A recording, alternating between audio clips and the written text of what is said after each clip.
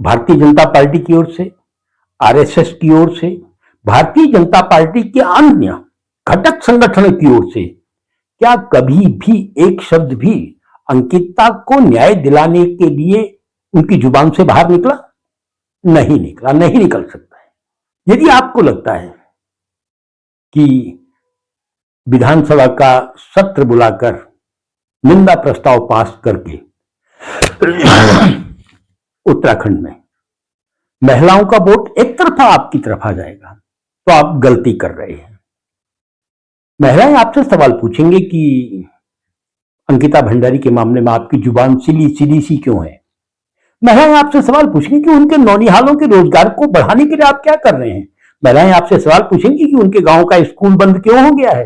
महिलाएं आपसे सवाल पूछेंगी कि उनके गांव की सड़क पैदल चलने लायक भी क्यों नहीं है। महिलाएं आपसे सवाल पूछेंगी कि जो महंगाई इतनी तेजी से बढ़ गई है उसको रोकने के लिए आपने क्या किया है। महिलाएं आपसे सवाल पूछेंगी कि जो वन पंचायत हमें स्वामित्व के रूप में मिली थी और जिस वन पंचायत को वन विभाग को सौंपने का षड्यंत्र आप ही की जैसी सरकारें करती रही हैं, उन वन पंचायतों में हमारे स्वामित्व को बढ़ाने के लिए आपने क्या किया। महिलाएं आपसे सवाल पूछेंगी धामी जी कि जो हमारी बहनों को, हमारे बच्चों को बाघ घर से उठाकर, गोद से उठाकर, चूल्हे से उठाकर ले जा रहा है, खा दे रहा है, उसके लिए आप क्या कर रहे हैं। महिलाएं आपसे सवाल पूछेंगी कि ये बंदर, भालू, इनको रोकने का उपाय आपका क्या। महिलाएं आपसे सवाल पूछेंगी छुट्टा जानवर जो आपकी ही वजह से छुट्टे हैं, उनका क्या इलाज आपने किया है।